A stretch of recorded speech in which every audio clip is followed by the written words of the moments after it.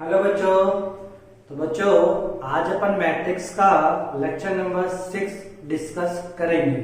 तो मेरे प्यारे बच्चों लेक्चर नंबर 5 में अपन ने ऑपरेशन ऑफ मैट्रिसेस के बारे में पढ़ा था, यानी मल्टीप्लिकेशन ऑफ मैट्रिसेस, अवयवों का गुणन पढ़ा था, उसकी अनुकूल स्थिति पढ़ चुके, उसके अपन ने उसके क्वेश्चंस कर चुके, उसकी प्रॉपर्टी कर चुके। ठीक है बच्चों।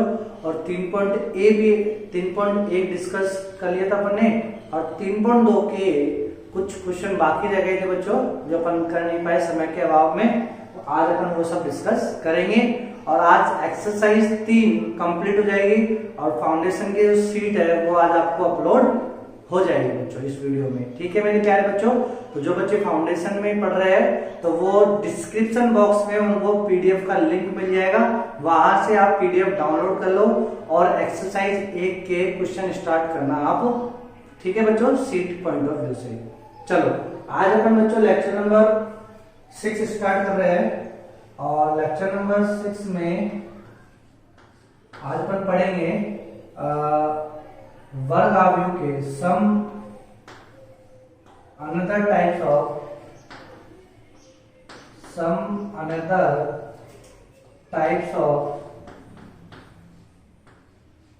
Square matrices.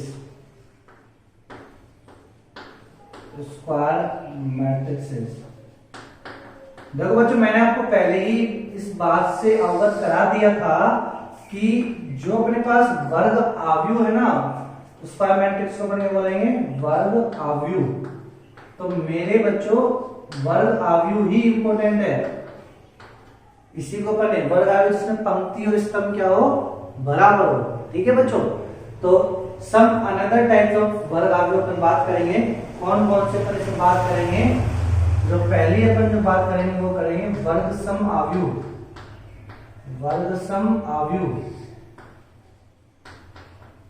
इसे अपन इंग्लिश में बोलते हैं आइडियम पोटेंट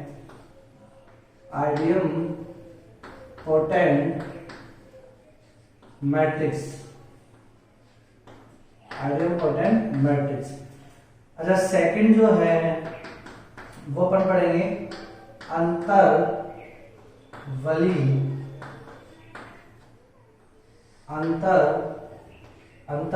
अवयव। और ये सब कैसे कैसे नाम है? हाँ बच्चों अंतर्वलीन अवयव, इसे अपन इंग्लिश में बोलते हैं इनवॉल्यूंटरी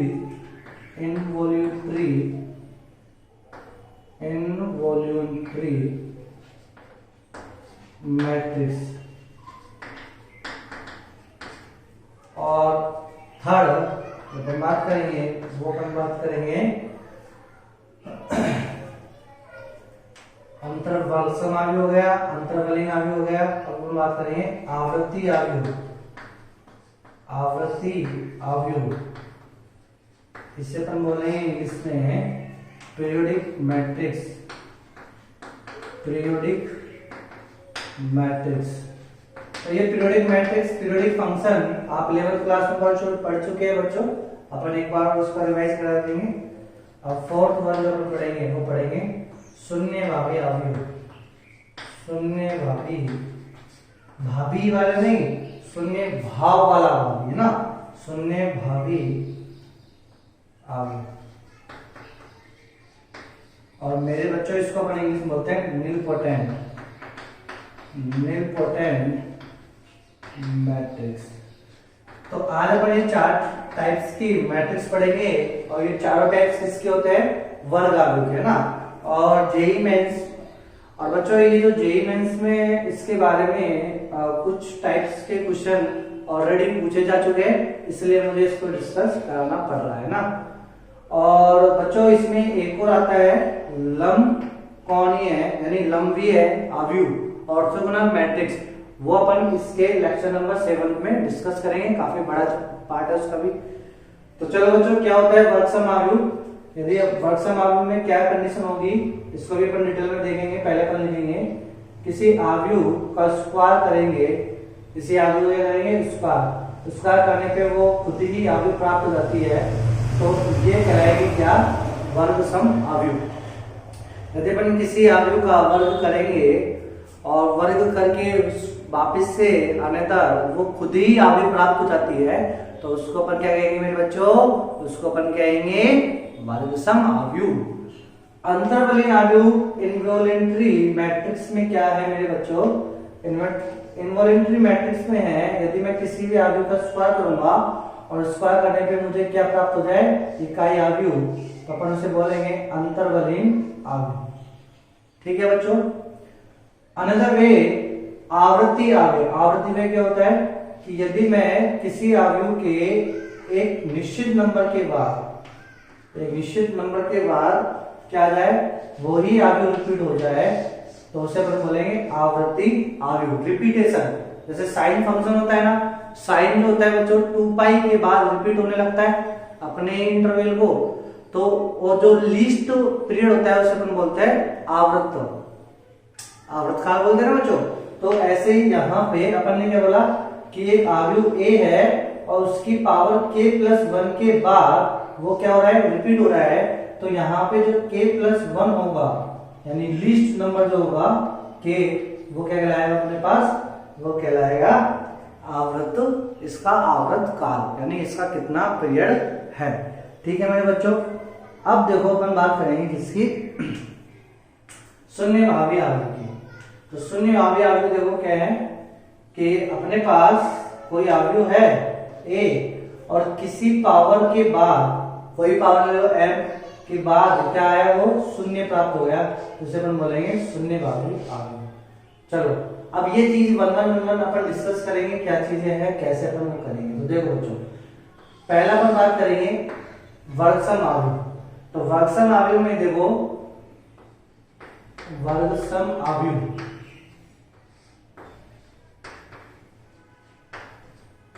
तो देखो बच्चों वर्गसम आव्यूह में अपन ने क्या पढ़ा, a स्क्वायर इक्वल टू क्या पढ़ा, a पढ़ा। ठीक है बच्चों, a स्क्वायर इक्वल टू क्या है अपने a। अब इसमें अपन एक एक नोट करते चलेंगे। तो पहले चलो इसमें देख लेते हैं बच्चों। देखो मैंने क्या करा, इसमें पहली चीज मैंने बात करा कि अपन ने a से क्या कर दिया, इसका गुणन कर दिया दोनों तरफ। जब a आव्यूह से जब मैं गुणन करूंगा तो ये हो जाएगा a square equal to a यही होगा। अब बच्चों ये कितना जाएगा, ये जाएगा a की पावर 3 बराबर ये कितना जाएगा a स्क्वायर, और a स्क्वायर कितना होता है a स्क्वायर कितना होता है a। इसका मतलब कि यदि अपने पास कोई आपसे बोला, तो देखो a क्यूब बराबर कितना हो गया, a क्यूब बराबर a ही हो गया है ना। अब आपसे कोई बोले कि यदि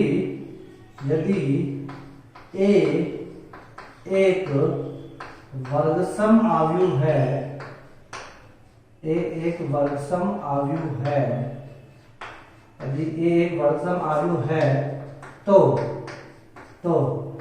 a पे पावर कुछ भी लगी हो उसका आंसर भी कितना होगा a, for all k belongs to n, ये आपके पास आंसर आएगा। तो ये चीज समझ आई बच्चों। यदि a एक वर्गसम आव्यूह है तो a के बराबर a for all k belongs to n आ जाएगा। पहले पॉइंट। ठीक है बच्चों, तो वर्गसम आव्यूह में पहला पॉइंट समझ में आया। अच्छा अब बात करेंगे अपन दूसरा पॉइंट वर्गसम आव्यूह में।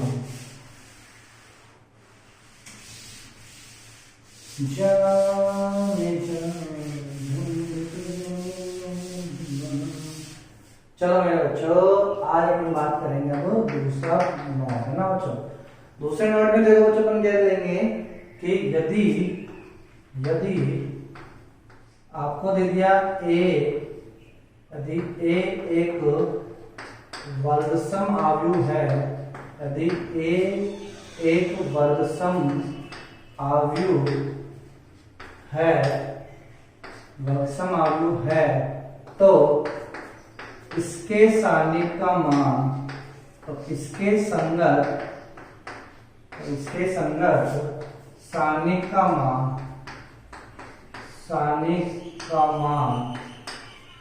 क्या होगा ना बच्चों, इसके बारे में हमने डिस्कस करेंगे। तो मेरे बच्चों देखो, यदि a एक वर्गसम आव्यूह है तो अपन जानते हैं इसका a स्क्वायर बराबर कितना जाएगा a। ठीक है बच्चों, और देखो ये किसके टाइप्स है, ये सब स्क्वायर मैट्रिक्स के टाइप्स है, यानी वर्ग आव्यूह के ही क्या है ये बच्चों, प्रकार है। जब ये वर्ग आव्यूह के प्रकार है तो इसका सारणिक अपन क्या कर सकते हैं, फाइंड आउट कर सकते हैं। तो अब देखो अब क्या करेंगे अब अपन इसका सारणिक लेंगे। तो इसका सारणिक लेंगे तो सारणिक ए स्क्वायर बराबर इस आव्यूह का सारणिक। तो इस वाले आव्यूह का सारणिक ले लिया और इस वाले आव्यूह का सारणिक ले लिया। अब बच्चों देखो मैंने आपको ये प्रॉपर्टी सिखाई है कि सारणिक ऑफ ए बी का मान बराबर होगा सारणिक ऑफ ए गुणनफल सारणिक ऑफ बी। ओके बच्चों, तो ये चीज समझ में आई। तो वो ही प्रॉपर्टी अपन इसमें लगा देंगे। तो देखो सारणिक ए मतलब ए स्क्वायर आव्यूह का सारणिक लिया है तो बच्चों अपन क्या लिखेंगे, ए स्क्वायर लिख सकते हैं ए इंटू ए, अरे लिख सकते हैं ना मेरे बच्चों, बराबर सारणिक ऑफ ए, ऐसे लिख सकता हूं। अब देखो ये ए और ये ए तो और ये वाली प्रॉपर्टी लग जाएगी इसमें गुणनफल। तो ए को मिला के जो सारणिक होगा तो वो सारणिक अपन ऐसे भी प्राप्त कर सकते हैं। ठीक है बच्चों, बराबर सारणिक ऑफ ए। अब बच्चों देखो मैंने आपको पहली ही क्लास में बताया था कि सारणिक जो होता है वो केवल क्या होता है, मान होता है, और आव्यूह जो होता है वो क्या होता है, एक अरेंजमेंट होता है। ठीक है बच्चों, तो ये चीज मैंने आपको सिखाया था। तो अब ये एक मान है और ये भी एक मान है, सेम मान, तो ये क्या जाएगा, स्क्वायर हो जाएगा। अरे बच्चों हो जाता है ना सेम मान का स्क्वायर, हाँ होता है ना बच्चों, बराबर सारणिक ऑफ ए।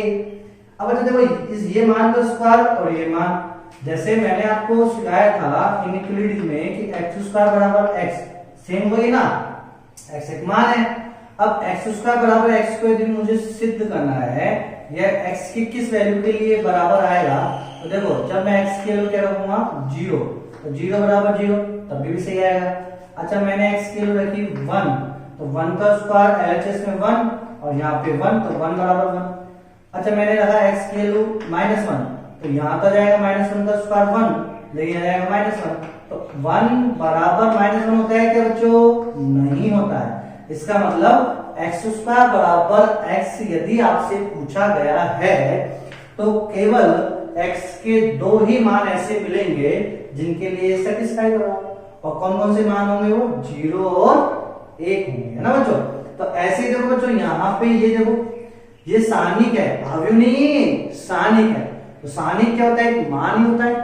अब क्या मान है, तो देखो उसको अपन वो मान निकालेंगे, तो एक प्रिडिक्शन लगाएंगे, तो ये सारणिक का स्क्वायर बराबर सारणिक, तो केवल क्या संभव हो सकता है, ये केवल और केवल कब संभव होंगे, जब सारणिक ऑफ ए का मान या तो 0 हो या फिर क्या हो, 1 हो। ठीक है बच्चों, तो यदि आपसे बोला गया है यदि ए एक वर्गसम आव्यूह है तो इसके संगत सारणिक का मान कितना हो जाएगा, या तो 0 हो जाएगा या फिर 1 हो जाएगा। Are you getting my point बच्चों? ओके चलो अब बात करेंगे अपन थर्ड पॉइंट की। तो वर्गसम आव्यूह में अब थर्ड पॉइंट की बात करते हैं। देखो मतलब देखो थर्ड पॉइंट अब आपको बोला कि यदि ए एक वर्गसम आव्यूह है, यदि ए एक वर्गसम आव्यूह है,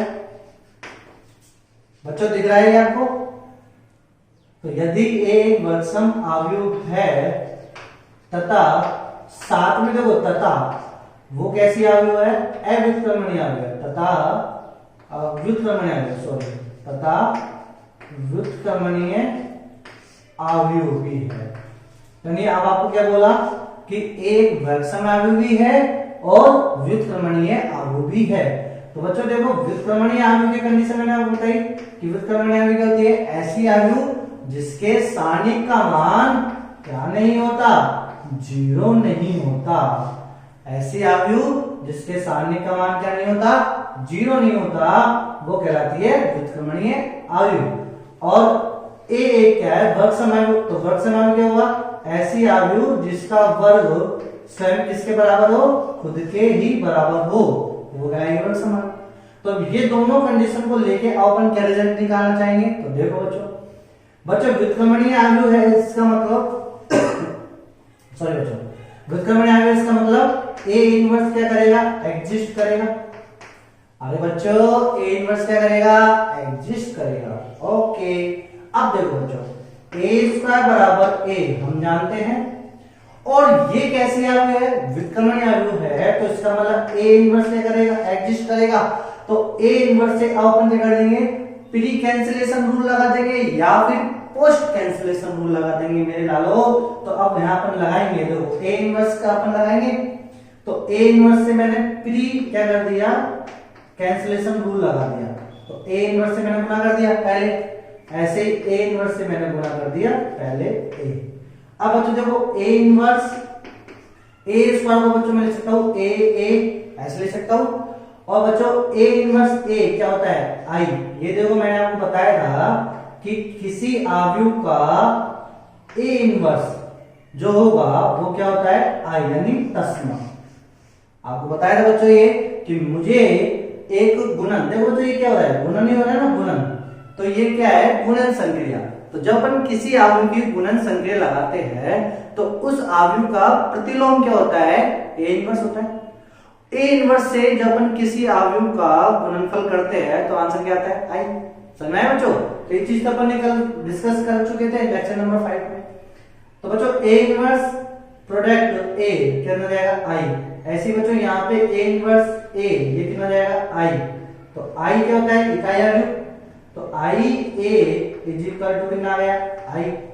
अब बच्चों आई ए, तो आई ए क्या है, मतलब आई ए नहीं, आई ए बी क्या हो जाएगा, ए हो जाएगा। किसी भी अवयव को इकाई अवयव के साथ गुणन करते हैं तो क्या मिलता है बच्चों, वो खुद अवयव मिलता है। तो ये आई तो कहलाएगा इस अवयव का तस्मक और ये ए इनवर्स कहलाएगा इस अवयव का प्रतिलोम। तो किसी भी अवयव का प्रतिलोम गुणन संक्रिया के लिए, किसके लिए, गुणन संक्रिया के लिए, ठीक है। तो गुणन संक्रिया के लिए किसी भी अवयव का तस्मक होता है आई और प्रतिलोम होता है ए इनवर्स।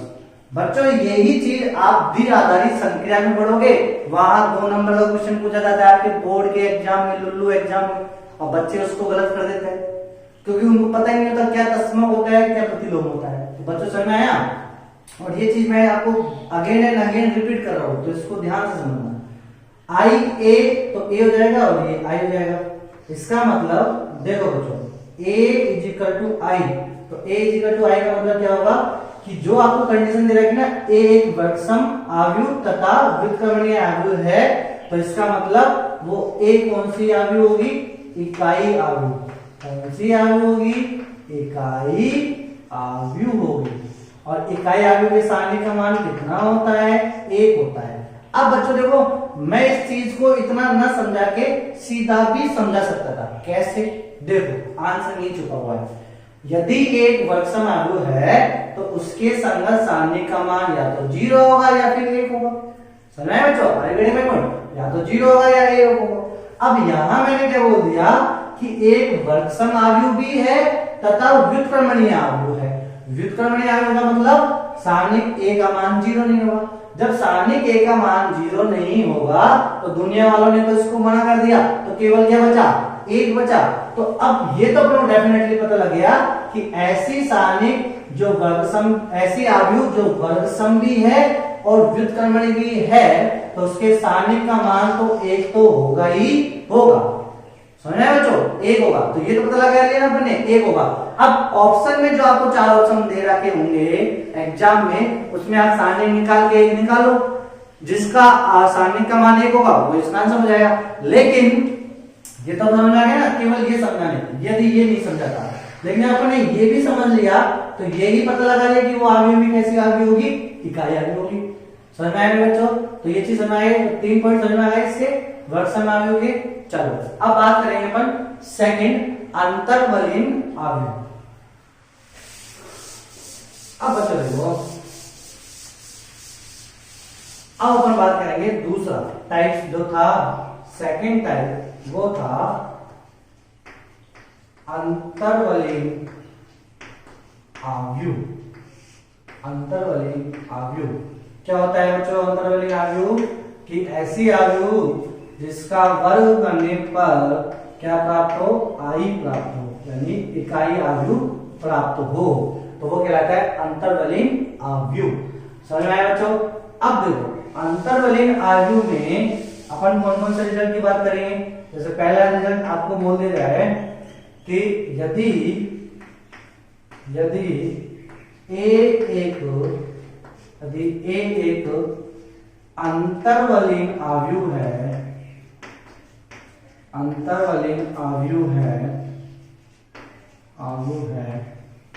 तो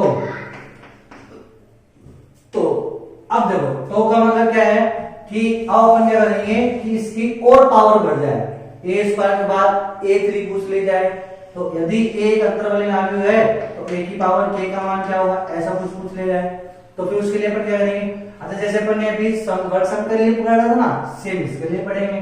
तो देखो a स्क्वायर इक्वल टू क्या होता है, i होता है। अब मैंने इसको गुणा करा किसके साथ, a के साथ। किसके साथ गुणा किया, a के साथ। तो ये हो जाएगा a i ऐसे। तो बच्चों प्री कैंसिलेशन है तो प्री लगाना, पहले गुणा करना, बाद है तो a को बाद में। यदि यहाँ a को आप बाद में गुणा करोगे, पोस्ट करोगे, तो यहाँ पे भी ये बाद में ही आएगा। ये चीज आपको ध्यान रखना है यहाँ पे। अब a और a स्क्वायर तो कितना हो जाएगा, ये a की पावर 3 इक्वल ai। तो ai बोलो क्या जाएगा, a। इसका मतलब a क्यूब बराबर कितना है, a स्क्वायर बराबर यदि i है तो a क्यूब बराबर कितना हो जाएगा, a हो जाएगा।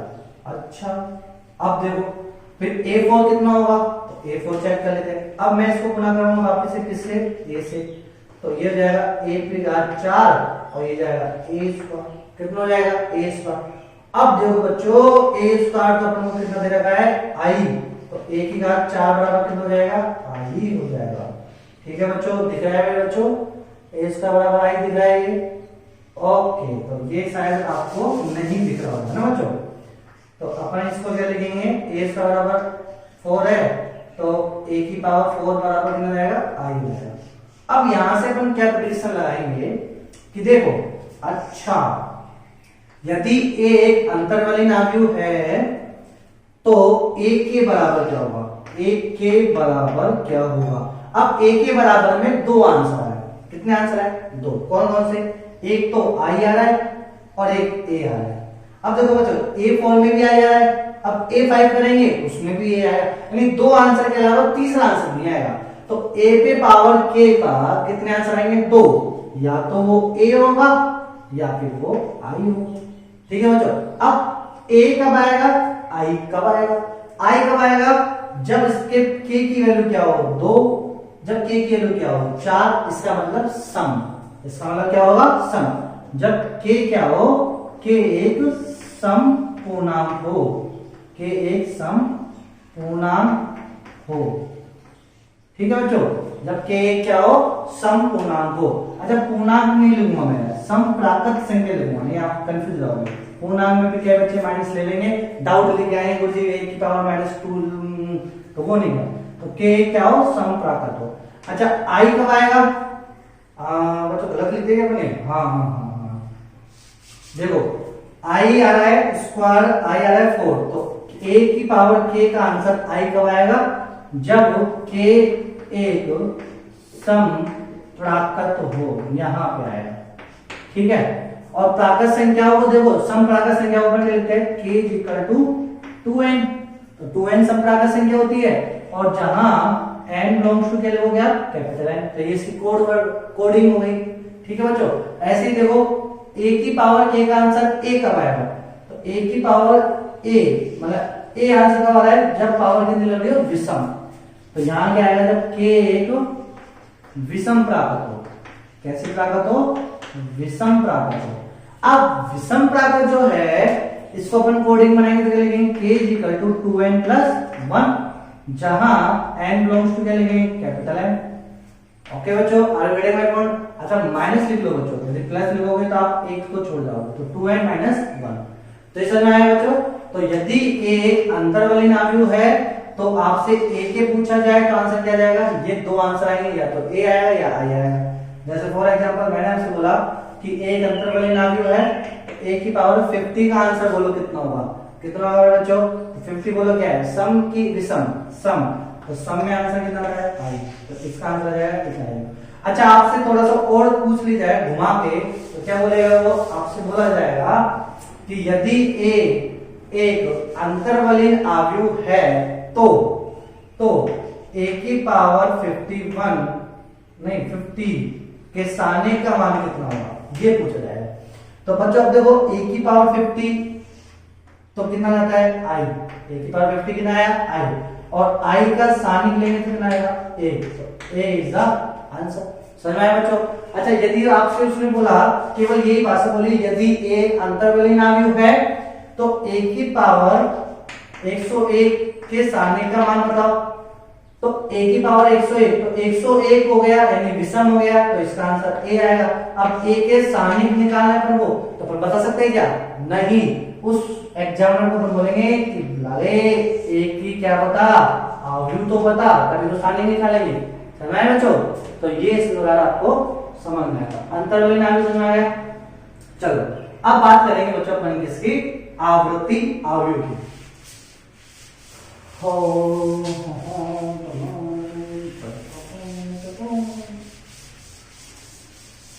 अब बात करेंगे बच्चों अपन तीसरा जो था वो क्या था, आवृत्ति आव्यूह। तो इसकी इतनी ज्यादा बातें नहीं करेंगे बच्चों अपन। आवृत्ति आव्यूह क्या है, सिंपल सा आप ये देखो कि आपके पास कोई आव्यूह है a, ठीक है, वर्ग आव्यूह a, और इसके कुछ निश्चित वर्ग के बाद k+1 के बाद वो आवृत्ति क्या होने लग जाए, रिपीट होने लग जाए, तो ऐसी आव्यूह कहलाती है आवृत्ति आव्यूह। यानी ak+1 तो k+1 के बाद क्या होने लग गई, ये रिपीट होने लग गई। अब देखो बच्चों अब इसमें जो k होगा k एक क्या हो जाएगा, यहाँ पे k एक आवर्त हो जाएगा, क्या हो जाएगा, एक आवर्त काल या एक टाइम पीरियड हो जाएगा एटलीस्ट, बस इतना।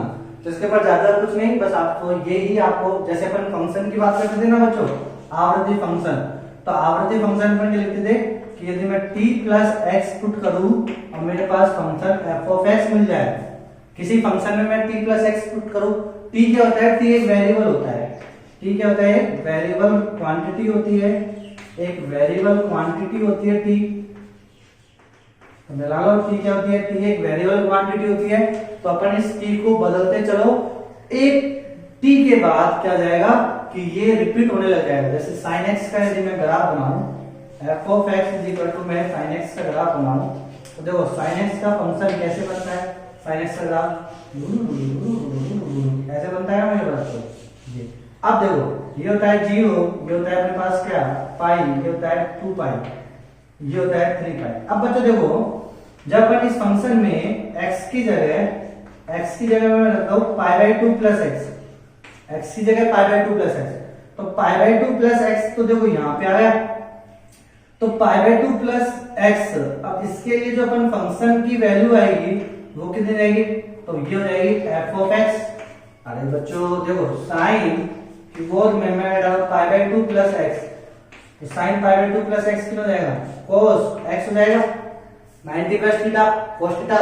तो ये फंक्शन को लाया क्या, नहीं आया, इसका मतलब π/2 क्या है, वो π/2 इसका आवर्तकाल नहीं है और ये रिपीट भी नहीं हो रहा फंक्शन।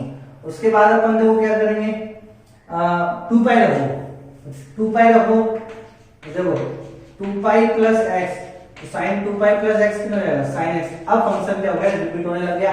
इसके बाद तो यहां से 0 से लेके 2 पाई, इसके बाद ये क्या हो रहा है, रिपीट हो रहा है, फंक्शन अपनी वैल्यू को क्या कर रहा है, रिपीट कर रहा है, तो ये होता है इसका आवर्ती फलन। ठीक है बच्चों, और t अब क्या बच्चे बोलेंगे गुरुजी ये तो पाई के लिए वैलिड है, sin पाई + x, या मैंने बोला sin पाई - x, देखो sin पाई + x के लिए तो माइनस sin x आ गया, तो ये तो नहीं होगा, लेकिन sin पाई - x के लिए तो कितना रहेगा, sin x आ गया। तो अब ये जो sin पाई - x है, तो इसका मतलब ये भी तो क्या हो जाएगा, आवर्तकाल हो जाएगा, t हो जाएगा। लेकिन मेरे बच्चों फिर इसके बाद आप जब वैल्यू आगे बढ़ाओगे ना, तो वैल्यू चेंज होती चली जाएगी, फंक्शन की समान नहीं आएगी, रिपीट नहीं होगी, वो वैल्यू नेगेटिव चली जाएगी। तो इसलिए ये पाई इसका क्या नहीं है, आवर्तकाल नहीं है, इसका आवर्तकाल कितना है, 2 पाई। तो सेम इसके लिए भी होगा कि आव्यूह में अपन जब वर्ग कर रहे हैं, तो वर्ग करने के बाद एक निश्चित नंबर के बाद अपन वर्ग करेंगे तो आव्यूह सेम रिपीट होती चली जाएगी, तो वो कहलाएगी अपन आवृत्ति आव्यूह। ठीक है बच्चों, अब देखो अब अपन बात करेंगे 4th पॉइंट, निलपोटेंट मैट्रिक्स या शून्य भावी आव्यूह। 4th जो पॉइंट बात करेंगे अपन इसका 4th, शून्य भावी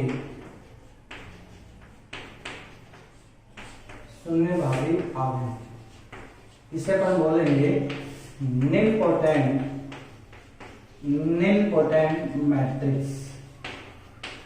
बच्चों देखो निलपोटेंट मैट्रिक्स क्या होती है, शून्य आव्यूह क्या होती है, किसी आव्यूह ए का एक निश्चित m के बाद क्या जाए, शून्य प्राप्त हो जाए तो उसे अपन बोलेंगे शून्य भावी आव्यूह। समझ आया बच्चों? तो ये अब देखो बच्चों, इसमें देखो आपसे कभी कभी ऐसे क्वेश्चन पूछ लिए जाते हैं कि यदि मतलब m ऐसे कि निम्न में से 4 ऑप्शन दे दिया, 4 ऑप्शन आव्यूह, 4 आव्यूह बना दिया आपको। अब आपसे बोला जाएगा निम्न में से शून्य भावी आव्यूह है, निम्न में से शून्य भावी आव्यूह है, ये क्वेश्चन बोलते हैं। 4 ऑप्शन दे दिए। अब आप कैसे पहचानोगे? अब देखो शून्य भावी आव्यूह के लिए देखो, जैसे नीचे आपको 4 आव्यूह दे दी तो एक आव्यूह ए आपने ले ली। अब आप क्या करोगे, इसका फिर स्क्वायर करोगे, फिर इसका स्क्वायर करोगे और देखोगे क्या शून्य मिला क्या, फिर नहीं मिला तो फिर और स्क्वायर करोगे, ए क्यूब करोगे, ए स्क्वायर का गुणा फिर ए से करोगे, फिर चेक करोगे शून्य मिला क्या, नहीं मिला तो फिर ए क्यूब करोगे, ए 4 करोगे। तो अब ये वो शॉर्ट ट्रिक नहीं है बच्चों। अब ये तो अगर ऐसे करोगे, मान लो ए की पावर 10 पे जाके मिल रहा हो शून्य, मैं इसको शून्य ए की पावर 10 करने पे शून्य मिल रहा हो, सारे अवयव शून्य आ रहे हो, है ना आव्यूह के, तो तब उस वाले केस में ऐसे तो अपन करेंगे। 4 ऑप्शन को चारों के करेंगे तो 1 घंटे लग जाएंगे। 1 घंटे के सेशन में क्या करोगे आप? तो समझ में आया बच्चों? तो निम्न में से शून्य आव्यूह कौन सी है, यदि ये आपसे पूछा जाए तो आप चारों के सारणिक निकालो। क्या निकालो? सारणिक का मान निकालो। सारणिक का मान जिस आव्यूह में 0 होगा ना, वो ही क्या हो जाएगी आपकी, वो ही शून्य भावी आव्यूह या निलपोटेंट मैट्रिक्स होने की संभावना रखेगी। होगी नहीं, रखेगी। और जिसका 0 नहीं हुआ वो तो होगी ही नहीं। समझ में बच्चों? अब चारों में से मान लो आपकी किस्मत ही खराब है और ऑप्शन 3 ऑप्शन ऐसे हैं जिनके सारणिक का मान 0 हो गया, फिर क्या करोगे? फिर तो वही करो जो अपन करते आए हैं, ये वाला मेथड लगाओ, फॉलो करो इसको। समझ में आया बच्चों? तो वो तो आपके लिए भी कष्ट होगा, तो आपके बगल में बैठे वाले बालक के लिए भी कष्ट होगा। तो इसका मतलब फिर आप उसको स्किप कर दो, आगे बढ़ो। समझ में आया बच्चों? तो क्या कह रहा हूं मैं आपसे? तो इसी प्रकार जेईई में देखो बच्चों ऐसे ही क्वेश्चन पूछे जाते हैं, बस खुरापाती वाले, बच्चों को परेशान करने वाले क्वेश्चन, है ना बच्चों? तो अपन को परेशान होना ही नहीं है। क्यों? क्योंकि अपन पहले से ट्रेनिंग कर लेंगे, है ना बच्चों? तो निम्न में से शून्य आव्यूह कौन सा है, उसके लिए अपन केवल क्या चेक करेंगे, सारणिक ऑफ ए का मान क्या होना चाहिए, 0। जिसके सारणिक का मान 0 होगा वो निलपोटेंट मैट्रिक्स होने की संभावना रखेगा। और बच्चों देखो, अब आप बोलोगे जी ये कैसे बोल दिया आपने? देखो इसका सारणिक ले लो दोनों पक्षों का, तो ये क्या हो जाएगा, ए की पावर m सारणिक ऑफ o। अब बच्चों देखो इसको मैं लिख सकता हूँ a की पावर m, ऐसे लिख सकता हूँ ना, अभी तो कहा था मैंने कि a स्क्वायर का सारणिक लो चाहे सारणिक a का स्क्वायर लो, है ना बच्चों? तो बराबर, और सारणिक शून्य आव्यूह के सारणिक का मान कितना होता है, 0। तो ये एक मान हो गया, तो ये मान पे पावर m बराबर 0 है, तो ये कब संभव हो सकता है, जब ये केवल ये हो। ठीक है बच्चों? तो एक चीज ये हो गया। समझ में आया बच्चों? अच्छा, कभी कभी आपसे ऐसे पूछ लिया जाता है कि इसका इंडेक्स बताओ। आपसे ऐसे बोला जाएगा, यदि ए एक शून्य भावी आव्यूह है, यदि ए एक शून्य भावी आव्यूह है, निलपोटेंट मैट्रिक्स है, तो इसके इंडेक्स का मान क्या होगा? तो इसके इंडेक्स का मान क्या होगा? इंडेक्स का मान मतलब किस वाली वैल्यू पे ये शून्य प्राप्त हो रहा है, यानी n का वो वाला मान जिसपे शून्य प्राप्त हुआ है। समझ में बच्चों?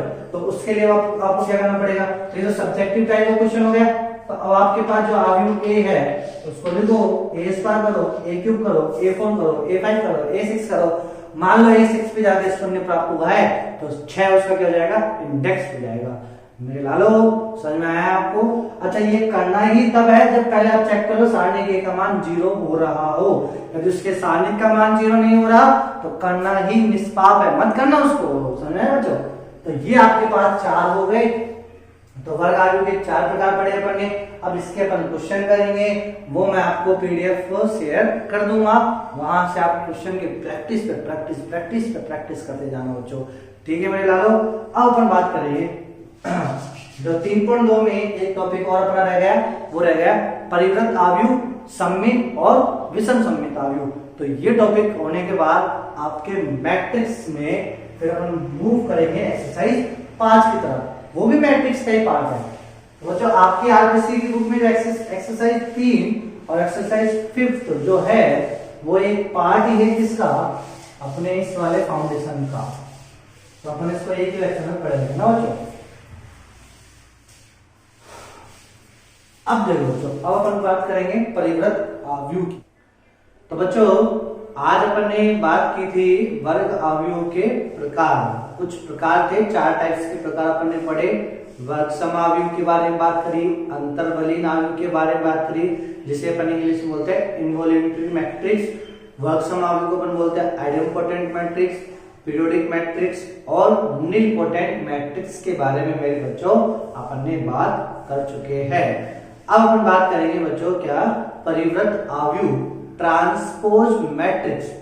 बच्चों ये जो ट्रांसपोज मैट्रिक्स है और ये आपके 3.2 को भी कवर करेगी और आपके एक्सरसाइज 3 कंप्लीट हो जाएगी और सीट मैंने आपको अपलोड कर दूंगा इस डिस्क्रिप्शन बॉक्स में, सीट आपको अवेलेबल हो जाएगी। ठीक है बच्चों कुछ टॉपिक इसमें ऐसे जो आरबीसी में है ही नहीं, वो केवल फाउंडेशन के पॉइंट ऑफ व्यू से है।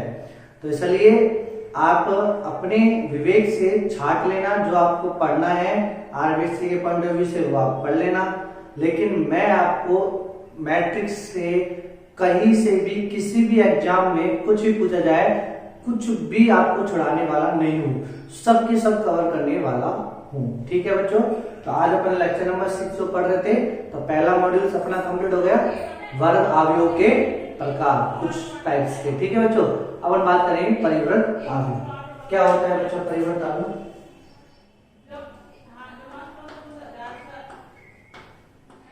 परिवृत आव्यूह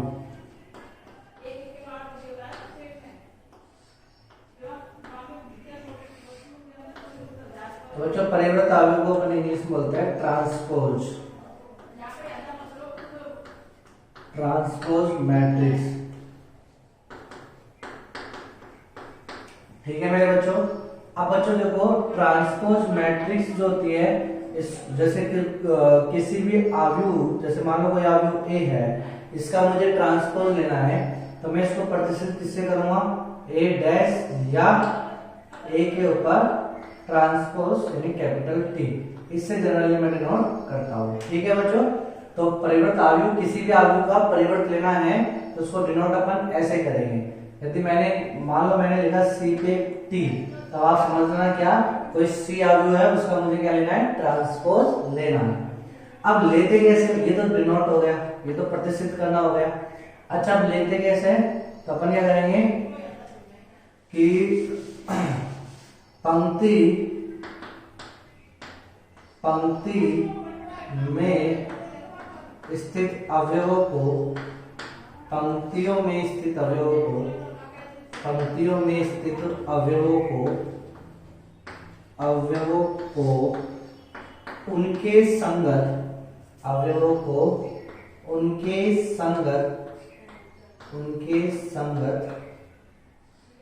स्तंभों में लिखना, उनके संगत स्तंभों में लिखना। ठीक है? या अरेंज करना या सुव्यवस्थित करना। ठीक है बच्चों? तो पंक्तियों में स्थित अवयव जो है उनके संगत यानी कोरेस्पॉन्डिंग, यानी पहली पंक्ति है तो पहला स्तंभ में बना दो उसको, दूसरी पंक्ति है तो उसको दूसरा स्तंभ बना दो, तीसरी पंक्ति है तो उसको तीसरा स्तंभ बना दो। तो चेंजेस तो जो समझ आया ना, तो change in between row and column, ठीक है, इंटरचेंज जो करते हैं तो उससे बनी जो आव्यूह का अरेंजमेंट होगा उसे अपन उस आव्यूह का ट्रांसपोज मैट्रिक्स कहेंगे। सिंपल सी बात है बच्चों ना। तो लिखना भी लिख लो या अरेंज भी करना लिख लो, ठीक है, या सुव्यवस्थित करना भी बोल सकते हो, सुव्यवस्थित करना ना। अब फॉर एग्जांपल जैसे मैंने लिया आपको कोई ए लिया मैंने बच्चों, और इस ए में 2 4 -1 3 2 1 ये मैंने आपको क्या ले लिया, ट्रांसपोज मैट्रिक्स, ठीक है बच्चों। इसका ऑर्डर बोलो कितनी पंक्ति है, इसमें 2 पंक्ति है, स्तंभ कितने, 3 इसके स्तंभ है। Are you getting my point बच्चों? ओके। अब बच्चों देखो मुझे इसका क्या लेना है, 80 ट्रांसपोज। तो जो 80 के लिए मैंने आपको बोला कि जो पंक्ति है, पंक्ति में स्थित अवयव को, पहली पंक्ति ना, तो पहली पंक्ति में स्थित अवयव को इसके संगत, यानी पहली पंक्ति को पहले स्तंभ में कन्वर्ट कर दो। तो बोले स्तंभ में कन्वर्ट करोगे तो जाएगा 2, मतलब पंक्ति को स्तंभ में लिख दो 2 4 -1, एक स्तंभ में लिख दिया। ऐसे ही दूसरी पंक्ति कितनी है, 3 2 1, तो इसको स्तंभ में लिख दिया दूसरी में 3 2 1। अब ये बन गया क्या अपने पास इस आव्यूह का परिवृत आव्यूह, ठीक है बच्चों। अब देखो अपन क्या लिखेंगे बच्चों, यहाँ पे ऑर्डर कितना है इसका 2/3। अब यहाँ ऑर्डर कितनी पंक्ति आ गई, 1 2 3, तो 3 पंक्ति आ गई, 2 क्या हो गए, स्तंभ, ठीक है बच्चों।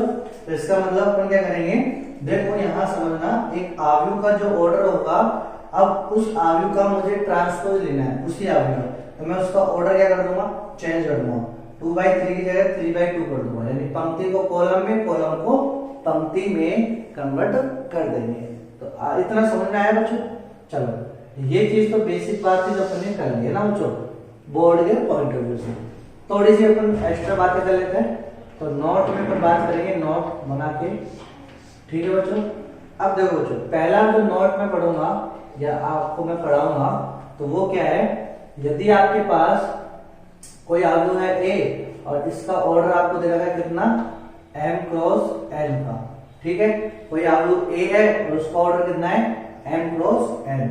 अब आपसे बोला गया तो बताओ AP यानी इसके ट्रांसपोज मैट्रिक्स का ऑर्डर कितना हो जाएगा, तो इसके ट्रांसपोज मैट्रिक्स का ऑर्डर हो जाएगा m क्रॉस n, यानी पहले जो पंक्ति स्तंभ था अब वो क्या हो जाएगी, पंक्ति हो जाएगी ना। पहले जो पंक्ति थी वो क्या हो गया, स्तंभ हो गया। समझ में आया बच्चों? Are you getting my point बच्चों? ओके, तो पहला नोट समझ आया। चलो अब बात करेंगे अपन दूसरे नोट की। मतलब दूसरा नोट क्या कहता है कि अपन से क्या बोला है कि जब अपन एक आव्यूह है ए, इस आव्यूह का जब अपन ट्रांसपोज लेंगे तो अपन उसको लिखेंगे ए टी, ठीक है। एक आव्यूह ए था, मैंने इसका ट्रांसपोज लिया तो मैं इसको डिनोट करूंगा ए टी से।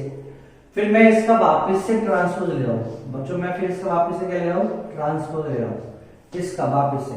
तो बच्चों देखो इसका ऑर्डर था m क्रॉस n, ठीक है, इसका ऑर्डर कितना हो गया, n क्रॉस n।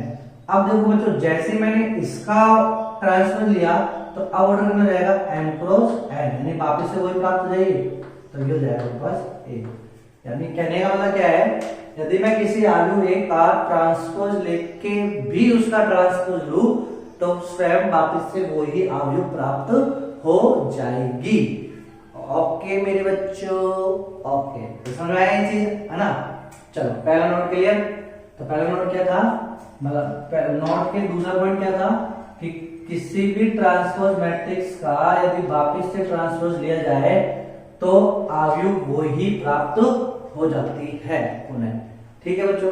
अब तीसरा पॉइंट जब अपन बात करेंगे वो करेंगे एडिशन रूल ना बच्चों, एडिशन रूल यानी दो आव्यूह का समेशन का ट्रांसपोज मुझे लेना है, समझा बच्चों। दो आव्यूह के जोड़ का, दो आव्यूह के योग का ट्रांसपोज जो मैं लेता हूं वो बराबर होता है, इंपोर्टेंट है बेटा, ये इंपोर्टेंट है, बहुत इंपोर्टेंट चीज है ना, ध्यान समझना। दो आव्यूह के योग का ट्रांसपोज बराबर होगा इनके इंडिविजुअल ट्रांसपोज के, इनके इंडिविजुअल ट्रांसपोज के अलग अलग बराबर होगा। अब ये कैसे आया, तो देखो बच्चों आपके सामने रिजल्ट ए कोई ले लो, बी आप आगे बना लो, कोई भी आगे ए बी बना लो, उसका ट्रांसपोज ले लो, जोड़ के देख लो, आंसर सेम वही आएगा। ठीक है बच्चों, तो इसको आप कर सकते हो, यानी ये एक रूल बन गया। मैं देखो इसको प्रूफ नहीं करा रहा, इलस्ट्रेशन लेके प्रूफ कर लेना। ठीक है बच्चों, यानी आपको क्या याद रखना है कि अवयवों के योग का ट्रांसपोज बराबर होता है उनके इंडिविजुअल ट्रांसपोज लेके जोड़ने का। समझ में बच्चों? तो देखो दो अवयवों के योग का ट्रांसपोज बराबर है उनके इंडिविजुअल ट्रांसपोज के योग के। ठीक है बच्चों, तो इसको अपन एडिटिव लॉ भी बोलते हैं, इसको ट्रांसपोज ऑफ एडिटिव लॉ। चलो बच्चों, फिर फोर्थ अपन बात करेंगे। मान लो आपके पास कोई कांस्टेंट है k, ठीक है, एक अदिश, यानी किसी अवयव को अपन ने क्या कर दिया, एक k अदिश से गुणा कर दिया, और इसका अपन को क्या लेना है, ट्रांसपोज लेना है। क्या लेना है, ट्रांसपोज लेना है। तो बच्चों देखो, आप जब ऐसे कुछ चीज है तो आप क्या करोगे, आपको ये मालूम है कि जब अपन किसी नंबर को अवयव के साथ गुणा करते हैं तो वो नंबर अवयव में स्थित सभी अवयवों के साथ क्या होता है, गुणा होता है। ठीक है बच्चों, ये चीज तो मालूम है आपको, यानी ये k सभी a में स्थित सभी अवयवों से गुणा होगा। अब जब मैं उसको ट्रांसपोज लूंगा तो वो क्या हो जाएगा, उल्टा हो जाएगा। जैसे बच्चों देखो यहाँ पे जाएगा ये किस नंबर, यानी इसको मैंने गुणा कर दिया किसके साथ, k a के साथ, तो एक नंबर हो गया। तो जब ये नंबर हो गया तो ये सभी a में स्थित सभी अवयवों के साथ गुणा होगा, तो ये आएगा 2k minus 4k minus k 3k 2k और k, ये हो जाएगा 2 into 3 है ना बच्चों। अब देखो, अब मैंने इसका क्या ले लिया, ट्रांसपोज ले लिया। इसका मैंने क्या ले लिया बच्चों, इसका मैंने ट्रांसपोज ले लिया, तो ये कितना जाएगा 2k माइनस के 4k माइनस के k 3k 2k और k। अब 3 into 2 इसका हो जाएगा, ऑर्डर हो जाएगा। अब बच्चों देखो, इसमें मैं आप क्या कर सकता हूँ, मैं आपसे बोल सकता हूँ, मैं आपसे बोलूंगा ना कि यदि कोई भी मल्टीपल सभी अवयवों में कॉमन आ रहा है, यदि अवयव में स्थित जो अरेंजमेंट है अवयवों का, उन सभी अवयवों में से कुछ कॉमन आ रहा है तो अपन कॉमन निकाल लेंगे, सभी अवयवों में से आ रहा है। अवयव के केस में, सारणी के केस में तो या तो एक पूरी पंक्ति में या पूरी एक स्तंभ में कॉमन आ रहा है तो बाहर निकाल देते हैं। तो बच्चों इस वाले केस में देखो, ये अवयव है तो अवयव में k देखो k सभी अवयवों में, तो मैं इसको कॉमन ले लूं, तो कॉमन ले लो, k बाहर जाएगा तो बाहर आके तो सिंपल क्या जाएगा, k बन जाएगा। तो इसका मतलब k का ट्रांसपोज बराबर होता है k बाहर निकाल के at के ट्रांसपोज के। समझ में आया बच्चों? तो इसको अपन k at सिंपल लेंगे। चलो बच्चों, जब बात हो ही गई इसकी तो अपन लगे आज सारणिक का भी क्या कर लेते हैं, उससे भी वार्तालाप कर लेते हैं कि बोल सारणिक तेरा क्या विचार है ना बच्चों। तो देखो सारणिक का क्या विचार है, कॉमन कैसे अपन निकालेंगे, तो देखो इसको नोट डाउन करना बच्चों अच्छे से, पॉज करके वीडियो को पॉज करके। अब देखो बच्चों, ये तो मैंने कॉमन लिया अवयव, मान लो बच्चों ये अवयव ना हो गया सारणिक होता है ऐसे, ये सारणी किसको अपन के लेंगे, k a t, ऐसे लिखते हैं सारणी किसको भाई, मुझे k a कोई अवयव देखो, पहली बात तो मैं ये कर ही नहीं सकता, क्यों, क्योंकि ये वर्ग अवयव नहीं है। सारणी हमेशा किसका निकालते हैं, वर्ग अवयव का। तो एक बार अपन ये चीज भी पढ़ ही लेते हैं ना, वर्ग अवयव बना ही लेते हैं। तो ये लो, तो ये हो गया 2/2 का वर्ग अवयव, ठीक है, और ये हो गया इसका ट्रांसपोज 2/2 का, ठीक है मेरे बच्चों। अब देखो अवयव के केस में तो सेम ऐसे कैसे रहेगा, k का ट्रांसपोज बराबर k है ना। अब देखो बच्चों, मान लो मुझे ऐसे बोला गया, मुझे k का सारणी, तो पहले अपन k जो अवयव है 2/2 का, मतलब वर्ग अवयव होना चाहिए, 2/2 3/3 है ना।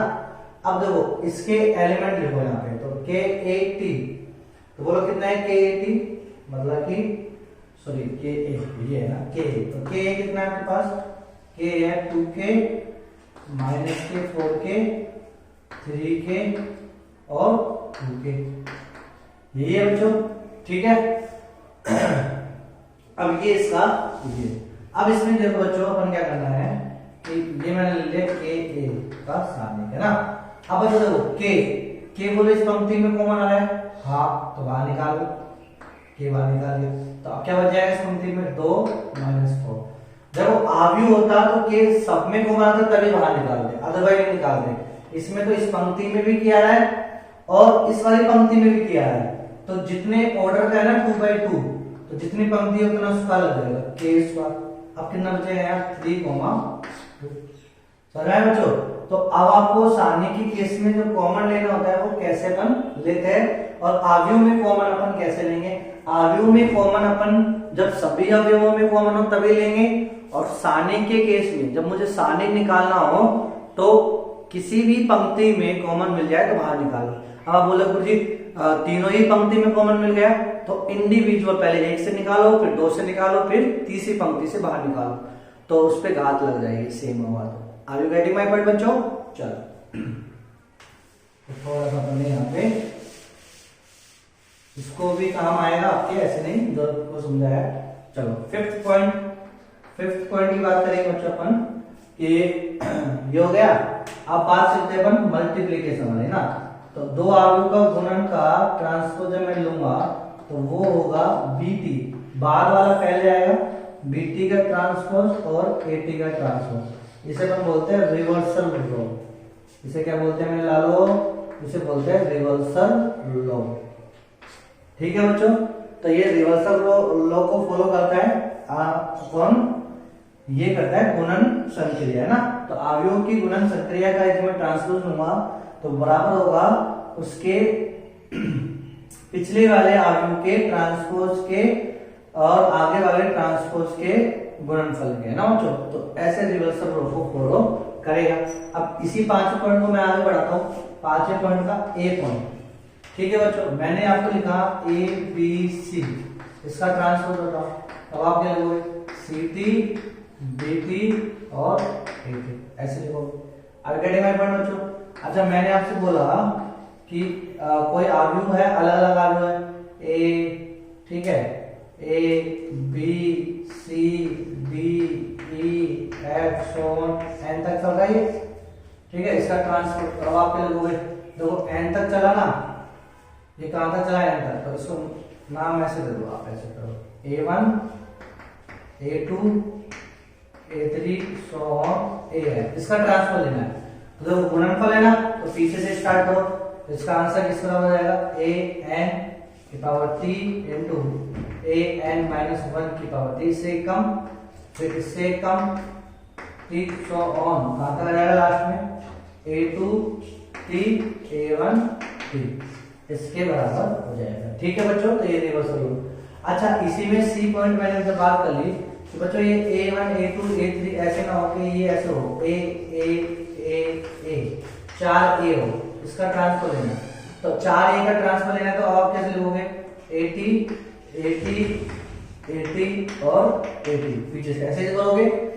लेकिन अब मैं इसको ऐसे बोल तो रहा हूं क्योंकि मैं इसको मिला के लिखूंगा दोस्तों। ए ए ए ए, तो कितनी बार ए है? 1 2 3 4, तो ए पे 4 टी ऐसे लिख लूं, और इसको देखो 80 80 80 80 कितनी बार है? 4 बार, तो 80 की पावर 4, समझ रहे हैं बच्चों। तो ये बन गया ना आपके पास, क्या रिजल्ट बन गया? तो छठा रिजल्ट आपके पास क्या बना कि ए पे पावर के का ट्रांसपोज बराबर होगा ए के ट्रांसपोज के पावर के का।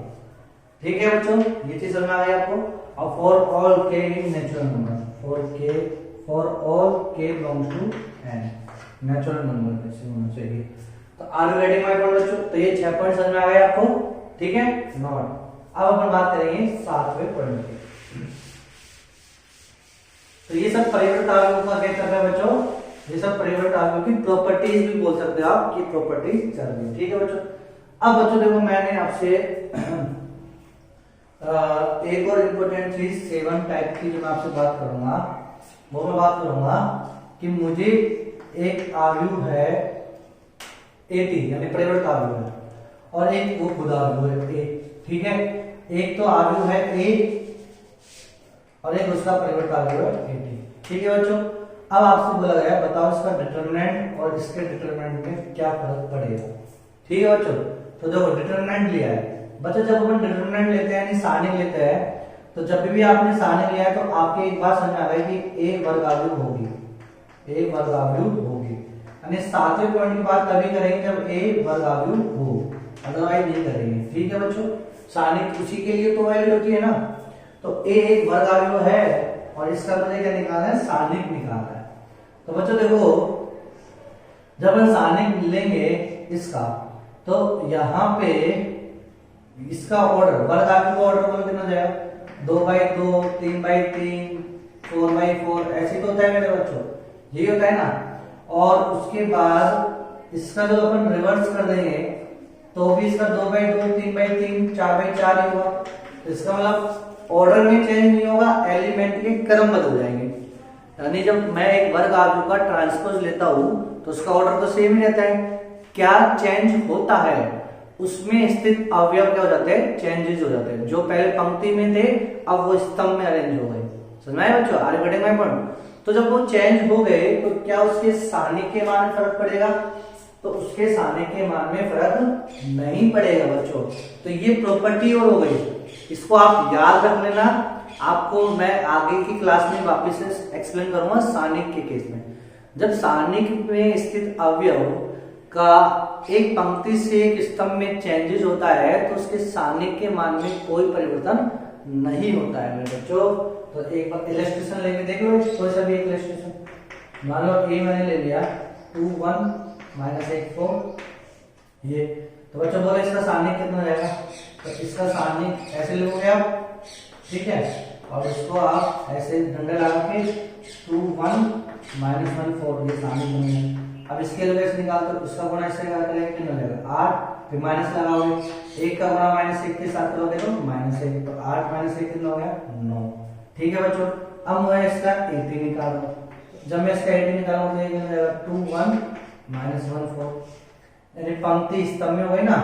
ठीक है, अब मुझे इस 80 का क्या निकालना है, सारणिक। इस 80 का सारणिक निकालना तो ऐसे दिखाऊंगा इसको, और इसको ऐसे लिखूंगा 2 -1 1 4। अब बोलो ये इसको बना लेंगे तो मिलेगा 8, फिर माइनस लगाओगे, फिर 1 को -1 से बना लेंगे -1 और 8 में 9। तो सारणिक के मान में कोई फर्क पड़ा नहीं पड़ा। तो इसका मतलब 8वां पॉइंट 7वां पॉइंट क्या जाएगा कि सारणिक ऑफ ए का मान बराबर होता है उसके परिवर्त आव्यूह के सारणिक के। ठीक है बच्चों, तो ये चीज समझ में आ गई आपको। चलो मेरे बच्चों, अब अपन एक कोई क्वेश्चन इसके ऊपर अच्छा सा ले लेते हैं बच्चों। ठीक है मेरे लालो, अब देखो, तो ये 7 पॉइंट की सहायता से अब आप आ जाओ क्वेश्चन की ओर। तो 2 क्वेश्चन अपन कराते हैं, फिर इसके बाद इसकी और अपन प्रॉपर्टीज पढ़ाएंगे, प्रॉपर्टीज नहीं टाइप्स पढ़ाएंगे। ठीक है, स्क्यू सिमेट्रिक और स्क्यू सिमेट्रिक और सिमेट्रिक, सममित और विषम सममित आव्यूह के बारे में बात करेंगे, है ना बच्चों। तो पहले अपन 2-3 इलस्ट्रेशन कर लेते हैं। तो पहला इलस्ट्रेशन, पहला क्वेश्चन मैंने लिया आपका कि ए एक 4 क्रम की वर्ग आव्यूह है।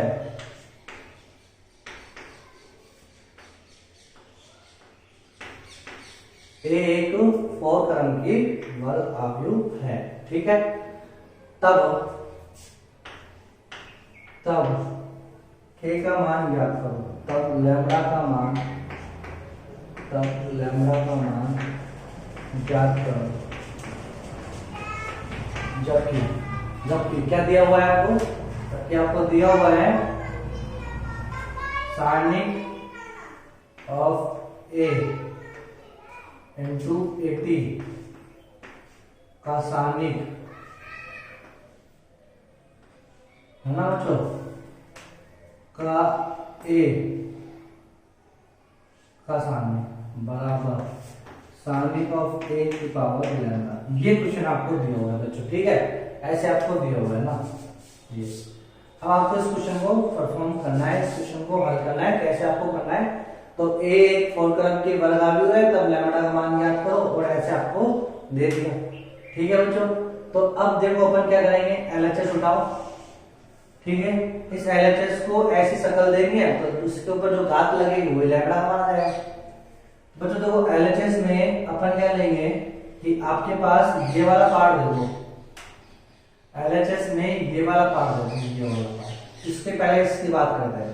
तो इसमें आपको क्या दे रखा है, सारणिक ऑफ ए का कोई सारणिक है और ट्रांसपोज AP आपको दिया हुआ है ना, का सारणिक है।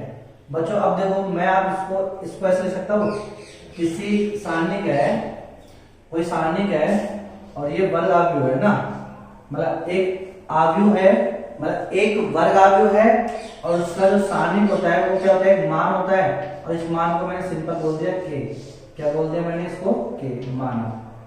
आगे माइक्रोन बच्चों ये चीज समझ आए, तो इसको मैंने क्या बोल दिया, के। तो ये कितना जाएगा, ये के ए ट्रांसपोज टी का सारणिक, ये होगा बच्चों। अभी बच्चों मैंने देखो प्रॉपर्टी यहाँ पे लिखा है नोट में, तो किसी भी अदिश नंबर का जब अपन क्या करते हैं, ट्रांसपोज करेंगे ना बच्चों, देखो इस अदिश नंबर का जब अपन इससे गुणा करते हैं तो सारणिक के मान में क्या कोई फर्क पड़ता है क्या, सारणिक के मान में कोई फर्क नहीं पड़ेगा कि पड़ेगा। तो देखो इसको समझते हैं, तो ये चीज समझ आई बच्चों। अब देखो बच्चों अपन क्या करेंगे कि इस KAT का सारणिक लेना है। तो बच्चों देखो यहाँ पे अपन क्या करेंगे कि एक आव्यूह A थी और जिसमें कितने ऑर्डर की थी वो, 4 ऑर्डर की ना, तो 4/4 की ये क्या थी, 4/4 की एक आव्यूह थी A, ठीक है बच्चों। फिर मैंने इसका क्या कर लिया, ट्रांसपोज कर लिया AT। जब मैंने बच्चों इसका ट्रांसपोज किया तो अब भी बोलो ये कितने बाई कितने की रहेगी, 4/4 की ही रहेगी। बस फर्क इतना है कि यहाँ आने वाले अवयव वो अब यहाँ आएंगे, ठीक है बच्चों, कोई दिक्कत। अब इसको गुणा मैंने किसके साथ किया, K के साथ। इसका गुणा मैंने किसके साथ किया, K के साथ। बच्चों जब मैंने इसका गुणा K के साथ किया तो अब ये जो K है मेरे बच्चों, ये जो K है, अब ये K इस आव्यूह में, ये आव्यूह ना, तो इस आव्यूह में स्थित प्रत्येक अवयव के साथ क्या होगा, गुणा होगा। इसका मतलब ये K यहाँ ना आके सब जगह K गुणा हो जाएगा, K 4/4 लेना, K यहाँ जो भी अवयव है सब में K आ जाएगा, समझ में आया बच्चों। अब ये K अकेला नहीं आएगा, जो भी अवयव है उसके साथ गुणा होके होगा, है ना बच्चों। तो ये चीज समझना, जो भी यहाँ पे मैं हूं ना A B C D उसके साथ गुणा करके होगा, ठीक है। चलो अब मुझे इसका लेना है सारणिक, मुझे इसका क्या लेना है, KAT का सारणिक, मुझे इसका सारणिक लेना है। तो बच्चों जब मुझे इसका सारणिक लेना है तो अब इसको अपन ऐसे करके ऐसे लिखेंगे, सारणिक पूरा यूं क्यों, और सारणिक में अभी कॉमन लेना सिखाया है। सारणिक में कॉमन कैसे निकालते हैं, पंक्ति में से या एक स्तंभ में से। तो बच्चों इस पूरी पंक्ति में से बोलो एक K कॉमन आ गया, इसमें भी एक K कॉमन आ गया, इसमें भी एक K कॉमन आ गया, इसमें भी एक कॉमन आ गया, तो कितनी बार हो गया, 4 बार। और बाकी फिर जो सारणिक बचेगा वही A का सारणिक हो जाएगा, सिंपल ऐसे। नहीं समझ में आया? तो बच्चों मैं आपसे क्या समझाना चाहता हूँ, तो A2 बचेगा ना। मैंने आपको क्या समझाया है, मैंने आपको ये समझाया है कि देखो कहाँ पे बताऊं, यहाँ मैंने आपको ये बताया है कि कोई आव्यूह है A, ठीक है, इसका ऑर्डर आपको दे दिया n, इसका ऑर्डर आपको दे दिया n, और इसका आपसे क्या पूछा है, सारणिक। तो इसका आंसर कितना रहेगा, K की पावर n सारणिक ऑफ A। अब याद करो ये तो मैंने आपको एक प्रॉपर्टी में बता दिया, इसमें वर्ग आव्यूह में, वर्ग आव्यूह की प्रॉपर्टी में मैंने आपको ऐसे लिखा है बच्चों। तो बोलो इसको जब हम लेंगे तो बोलो कितना रहेगा, K पे घात 4 निकल के आएगा बाहर, है ना, और सारणिक ऑफ AT ये जाएगा, ठीक है, मतलब एक ट्रांसपोज मैट्रिक्स का सारणिक। अभी बच्चों पर नोट पढ़ा है क्या कि किसी आव्यूह के परिवर्त आव्यूह का सारणिक का मान और उसके खुद के सारणिक का मान क्या होता है, बराबर। ये चीज पढ़ी ना अपन ने, AT के सारणिक का मान बराबर सारणिक A का मान, और सारणिक A को अपन किससे दिखाते चल रहे हैं, K से। तो इसका मान भी कितना रहेगा, K, तो ये जाएगा K पे घात 5 हो जाएगा। समझ में आया बच्चों। तो अपन ये जो ब्लू लाइन में था ना गोला सर्किल, इसको हल करा, कितना है, K पे घात 5। अब अंदर की देखो सारणिक K पे घात 5 और A, ये आया अपने पास। सानिक। ठीक है बच्चों, अब देखो वापस अपन क्या करेंगे कि ये जो k पे घात 5 है ना, k पे घात 5 ये एक नंबर है। अब ये नंबर इस a के वापस से चारों से होगा, तो इसको अपन अब क्या लिखेंगे बच्चों, इसको मैं लिखूंगा कि k पे घात 5 और कितनी बार, 4 बार। k पे घात 5 4 बार बाहर निकलेगा ना, देखो ना, इसको आप अल्फा मान लो तो ये बाहर निकलेगा अल्फा पे घात n यानी 4, n कितना है 4 और सानिक ऑफ a, ये प्रॉपर्टी लगेगी ना सेम वापस से। आगे गेटिंग में बच्चों, तो ये आ जाएगा और सानिक ऑफ a बचेगा। सानिक ऑफ a को अभी अपन ने क्या बोला k, तो ये तो हो जाएगा k पे घात 20 इनटू k, तो k पे घात कितना हो गया 21, तो ये कितना हो गया k पे घात 21 और k क्या बोला सानिक ऑफ a, तो सानिक ऑफ 1 की घात 21 इक्वल टू सानिक ऑफ 1 की पावर लैम्डा। तो लैम्डा का मान कितना आ गया बच्चों, तो यहां से लैम्डा का मान आ गया 21। तो समझ में आया कितने इंपॉर्टेंट चीजें हैं बच्चों, देखो एक एक चीज को आपको समझना है अच्छे से। हो सकता है मैं बहुत धीरे समझा रहा हूँ, बहुत एक एक चीज को फोकस, लेकिन बच्चों देखो ये उन बच्चों के लिए सही है जो बच्चे वाकई में कुछ सीखना चाह रहे हैं। तो धीरे लेक्चर बोलने का मकसद मेरा केवल यही है कि कुछ बच्चों में इंटरेस्ट जग जाए कि अपन को पढ़ना कैसे है। ठीक है मेरे लालो, ठीक है मेरे प्यारे बच्चों।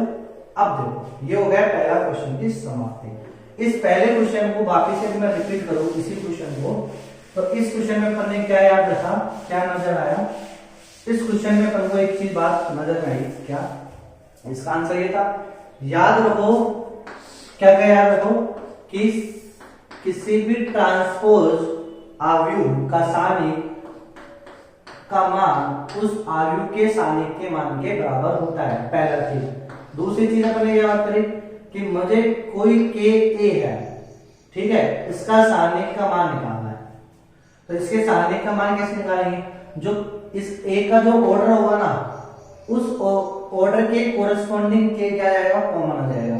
तो कितनी बार कॉमन आएगा, जितनी बार इसका ऑर्डर होगा। तो ऑर्डर इसका n है तो k पे घात n सानिक ऑफ a, बस खत्म बात, ये आपका काम होगा। और तीसरी चीज जो अपन मेन चीज बात की कि किसी भी आव्यूह के सानिक का मान जो होता है वो एक मान होता है, उसको आप लैम्डा के अल्फा बीटा गामा जिससे आप दिखाना चाहो दिखा लो, अल्फा से दिखा दो, अल्फा से दिखा दो। ठीक है, अब बात करते हैं इस क्वेश्चन की आगे।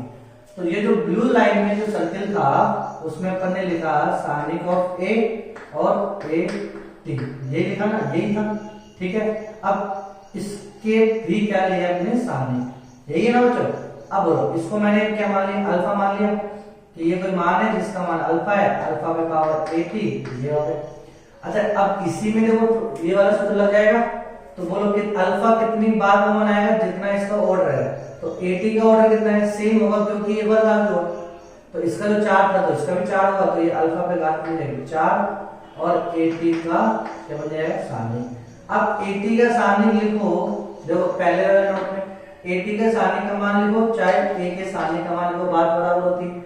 अब अल्फा पे घात 4, सानिक ऑफ A का मान हमने क्या माना था अल्फा, तो अल्फा पे घात 5, तो इसका मतलब ये ब्लू सर्किल में जो था उसका मान अल्फा पे घात 5 आया, फिर a फिर इसका सामने है।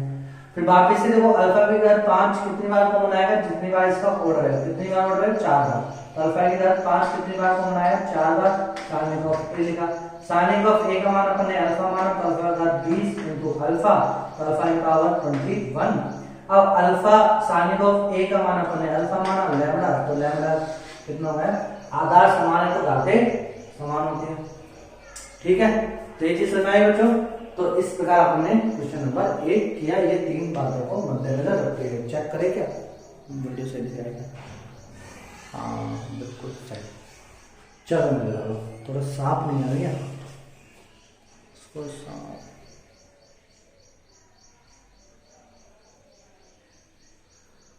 अब सही आ रहा है। तो ये हो गया पहला क्वेश्चन। ठीक है, इस टाइप के क्वेश्चन है तो आपसे लगने चाहिए बच्चों।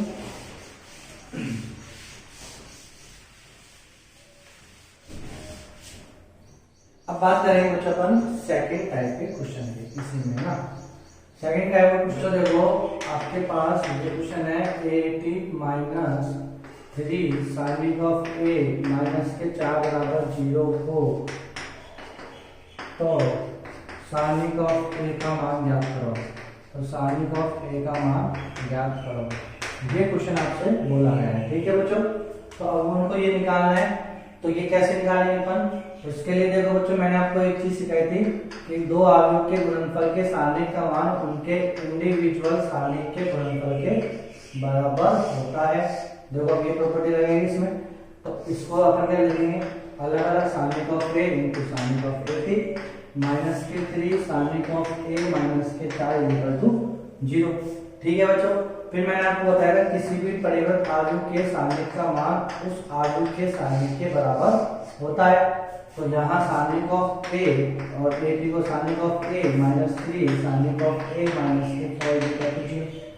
फिर मैंने आपसे बोला था बच्चों कि सारणिक ऑफ ए का जो मान होता है वो एक मान होता है जो आप अल्फा बीटा गामा कुछ मान लो, तो ये अल्फा अल्फा कितना रहेगा, अल्फा स्क्वायर माइनस के 3 अल्फा माइनस के 4 इक्वल टू 0।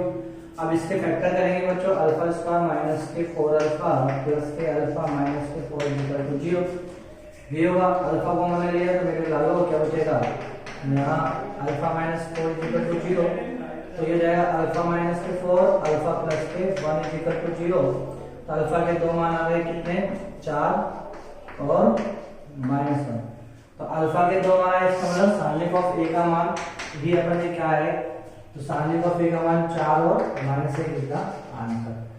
तो ये आपके पास इस तरह के क्वेश्चन आपसे पूछे जाएंगे, तो आपसे बनने चाहिए। बिल्कुल सिंपल से क्वेश्चन है, प्रॉपर्टी वाइज क्वेश्चन है, ऐसा कुछ वो नहीं है ना बच्चों। समझ में आ गया आपके पास? चलो मेरे बच्चों, तो अब अपन बात करेंगे जो आपके 3.2 से रिलेटेड मोस्ट क्वेश्चन है, वो अपन बात करेंगे सममित और विषम सममित आव्यूह। तो इसको नोट डाउन करना और ऐसे 2-5 इलस्ट्रेशन करते रहना बच्चों। तो ये मैंने आपको कराया।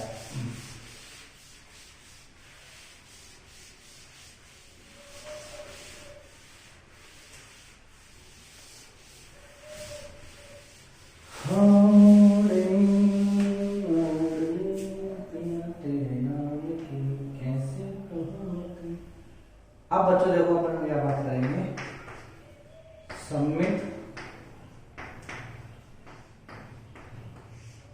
तथा विषम सममित आव्यूह। सममित तथा विषम सममित आव्यूह, इसके पर बात करेंगे बच्चों, सममित तथा विषम सममित आव्यूह। ठीक है, इंग्लिश में क्या बोलते हैं इसको, सिमेट्रिक एंड स्क्यू सिमेट्रिक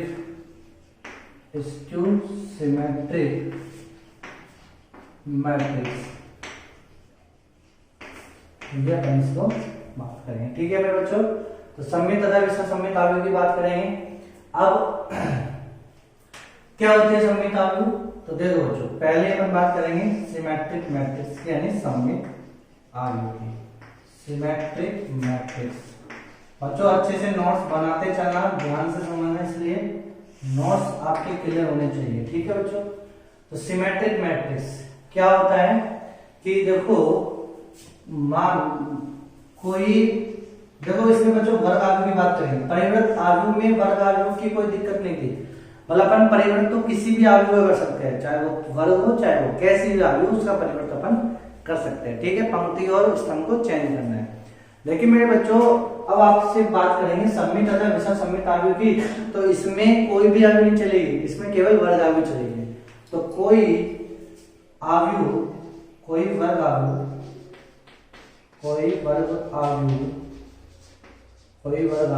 ए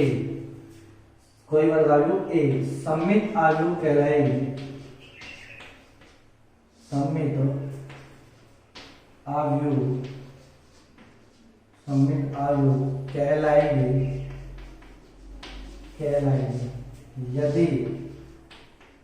यदि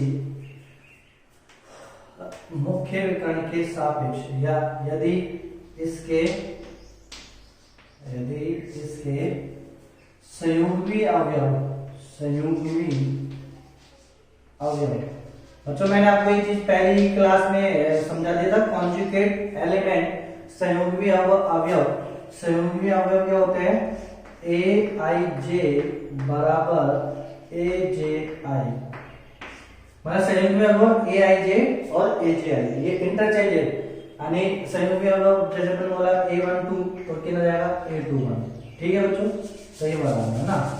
तो कह रहा है कि यदि इसके संयुग्मी अवयव परस्पर बराबर हो, संयुग्मी अवयव परस्पर बराबर हो। ठीक है, तो ये तो अपन ने कोडिंग में बात कर ली। ठीक है, कोई वर्गाव्यू ए सममिताव्यू कहलाएगी यदि इसके संयुग्मी अवयव परस्पर क्या हो? बराबर हो। अब गणित में अपन क्या देंगे? संयुग्मी अवयव बराबर है, इसका मतलब बच्चों क्या होगा कि देखो ए आई जे ये तो एक पंक्ति हो गई और ए जे आई एक स्तंभ हो गया। कैसे? देखो अपन समझाते हैं आपको। मान लो कोई आलू है ए वर्गालू A11, इसके address A12 A13 A21 A22 A23 A31 A32 A33 ये। ठीक है बच्चों, 3 बाई 3 का ये हो गया। ठीक है, संयुग्मी अवयव क्या होगा? तो देखो A11 का संयुग्मी अवयव वो खुद ही होगा, A22 का संयुग्मी अवयव वो खुद ही होगा और A33 का संयुग्मी अवयव खुद ही होगा। मैं खुद अपने आप से क्या हूं? बराबर, सीधी सी बात है। तो ये तो खुद अपने आप से बराबर है, तो ये तो सेटिस्फाई कर रहे हैं। साथ में इधर देखो A12 का संयुग्मी क्या होगा? A21। देखो A12 का संयुग्मी होगा A21, इंटरचेंज हो गया ना। अब ये आपस में क्या होना चाहिए? बराबर होना चाहिए। ऐसे ही A13 का संयुग्मी कितना रहेगा? A31, यानी ये। तो ये वाला बराबर होना चाहिए ये, और ये वाले अवयव बराबर होना चाहिए इसके। ठीक है, और ये ट्रिपल एक्स ये बराबर होना चाहिए इसके। ठीक है बच्चों, तो अब क्या होगा अपने पास कि इसको अपन ऐसे बोल सकते हैं कि किसी भी आयु मतलब किसी भी वर्ग आयु के मुख्य विकर्ण के सापेक्ष क्या हो? सिमेट्रिक हो। अच्छा देखो ये वाला मान बराबर, ये वाला मान और ये वाला मान बराबर, और ये वाला मान बराबर। तो बच्चों देखो ये क्या होगा? इसको यदि अपन मिरर माने, इसको यदि अपन कांच माने, तो कांच के सामने जब मैंने यहाँ पे कोई ऑब्जेक्ट रखा, कोई बिंब रखा, तो उसका प्रतिबिंब इतनी दूरी पे बनेगा, सेम समान। ठीक, ऐसा तो इसके नाक गायब हो जाएंगे, नहीं, समान। ऐसे ये तो इसके सममित लिया जाएगा, जितनी दूरी यहाँ से है परपेंडिकुलर उतनी दूरी ये होनी चाहिए। तो अपन इसको यह बोल सकते हैं कि कोई आयु ए, कोई वर्ग आयु ए सममित आयु कहलाएगी यदि उसके संयुग्मी अवयव बराबर हो, या कोई वर्ग आयु ए सममित आयु कहलाएगी यदि वो मुख्य विकर्ण के सापेक्ष क्या हो? सिमेट्रिक हो, सममित हो। समझ आया बच्चों? दो बार। अच्छा, कोई वर्ग आयु ए सममित आयु कहलाएगी यदि वो a = 80 को फॉलो करती हो। ये भी सही है बच्चों, चेक कर लो आप बच्चों। इस a को यदि मैं ट्रांसपोज करूंगा 80, तो बच्चों देखो a बराबर 80, तो यहां से आप क्लियर स्पष्ट है कि वर्ग आयु का ही क्यों निकालते हैं? क्योंकि इसका ऑर्डर और इसका ऑर्डर क्या होना चाहिए? समान। क्यों? क्योंकि ये बराबर करके लिख रहे हैं ना अपन, इसलिए, है ना। तो समान आयु का क्रम भी क्या होना चाहिए? समान आना चाहिए ना बच्चों। तो जब अपन इसका ट्रांसपोज निकालेंगे तो क्या लिखेंगे? A11 पंक्ति को स्तंभ में कन्वर्ट कर देंगे और A13, फिर A21 A22 A23, फिर A31 A32 A33, ये लिखेंगे बच्चों। अब देखो ये वाला A11 अभी बराबर है। अब बच्चों जब ये दोनों बराबर होते तो इसकी वैल्यू इसके लिए बराबर है, तो ये भी बराबर होगा। तो अब स्थान में कोई परिवर्तन नहीं होगा, आपको अभी भी एक जैसे ही दिखेंगी। तो अपन क्या बोलेंगे कि कोई वर्ग आयु ए सममित आयु कहलाएगी यदि क्या? तो उसके केस अपन बनाएंगे तीनों चारों केस। पहली चीज तो ये संयुग्मी अवयव परस्पर बराबर होना चाहिए। ठीक है, या अपन ऐसे बोल सकते हैं कि वो मुख्य विकर्ण के सापेक्ष क्या हो? सिमेट्रिक हो। ठीक है, या फिर अपन ऐसे बोल सकते हैं कि a बराबर क्या हो? 80 हो। तो तीनों ही केस में क्या हो जाएगा? सिमेट्रिक हो जाएगा। ठीक है बच्चों, तो ये तो गई कोई आयु वर्ग आयु सममित कहलाएगी तो उसकी कंडीशन। अब बात करेंगे अपन किसकी? विषम सममित की। विषम सममित आयु, तो कोई आयु एक विषम सममित आयु कब कहलाएगी? तो बच्चों देखो, तो दूसरा जो अपन बात करेंगे वो करेंगे विषम सममित आयु। विषम सममित अवयव। तो विषम सममित अवयव की जब हम बात करेंगे मेरे बच्चों, तो देखो विषम सममित अवयव में क्या बात करेंगे कि कोई वर्ग अवयव ए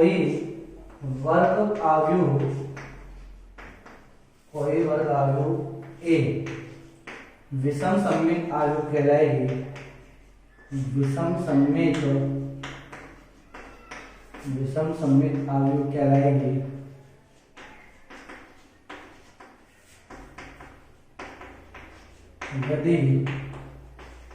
यदि उनके संयुग्मी अवयव,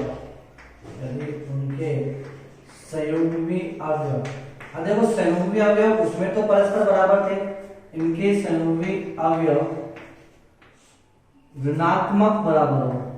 कैसे बराबर हो? ऋणात्मक। या उनके संयुग्मी अवयव में संबंध ऐसा हो ए आई जे माइनस के ए जे आई। ठीक है बच्चों, यदि कोई वर्ग अवयव ए है विषम सममित अवयव कहलाएगी यदि उनके संयुग्मी अवयव में संबंध इस प्रकार हो।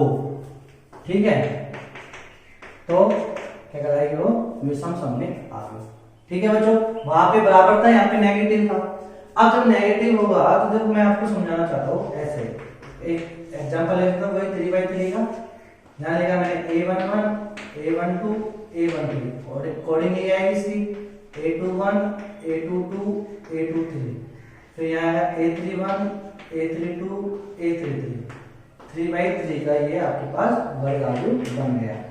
अब बच्चों यहाँ देखना अपन क्या करेंगे कि a12 और a21 ये जो होंगे वो आपस में क्या होना चाहिए? ऋणात्मक इक्वल होने चाहिए। जैसे a12 इक्वल होना चाहिए माइनस के a21। यदि ऐसी कंडीशन को फॉलो कर रहे हैं, या a13 इक्वल होना चाहिए माइनस के a31 के, या a23 इक्वल होना चाहिए माइनस के a32 के। यदि ऐसा फॉर्मेट बन रहा है या ऐसा अरेंजमेंट हो रहा है तो अपन बोलेंगे ये कैसी अवयव है? ये विषम सममित अवयव है।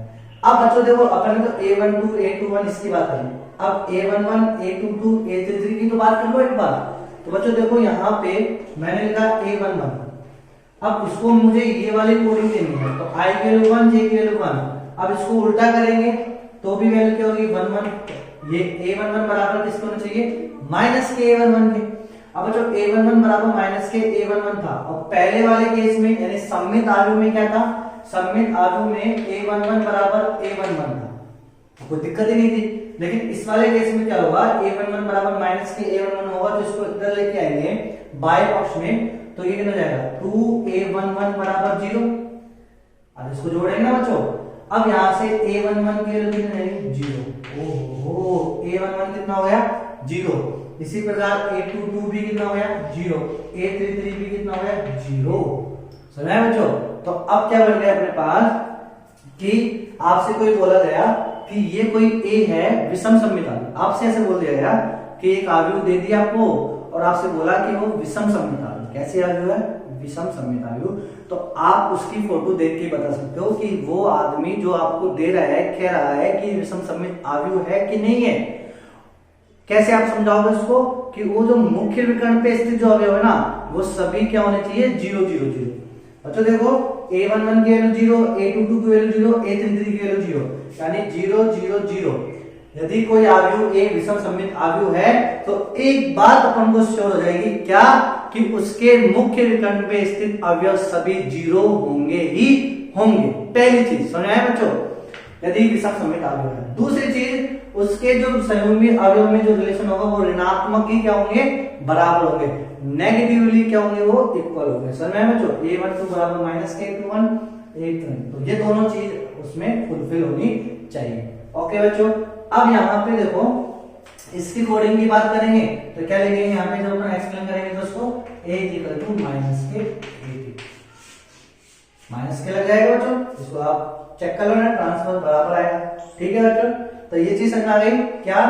कि कोई अवयव विषम सममित अवयव कहलाएगी यदि उसके संयुग्मी अवयव ऋणात्मकली क्या हो? बराबर हो। और वो यदि विषम सममित अवयव है तो उसके मुख्य विकर्ण पे स्थित अवयव भी क्या होना चाहिए, 0 होने चाहिए। क्यों 0 होंगे, इस प्रकार हमने बनाया। ठीक है बच्चों, और यदि आप ये चीज भी याद नहीं रख सकते तो ये तो याद रखो सीधा, यदि कोई आयु ए है विषम सममित आयु होगी तो इसका मतलब वो ये कंडीशन फॉलो करेगी, और कोई आयु ए सममित आयु कहलाएगी तो वो ये कंडीशन फॉलो करेगी। ठीक है बच्चों, तो बोर्ड के पॉइंट ऑफ व्यू से ये चीज याद रखो, और जेई के point of view, competitive exam के पॉइंट ऑफ व्यू से सब कुछ याद रखो। समझ आया बच्चों, सब कुछ क्यों याद रखेंगे, अभी 1-2 इलस्ट्रेशन कराएंगे आपको पता लग जाएगा। चलो बच्चों, तो अब ये बात हो गई सममित और विषम सममित आयु की।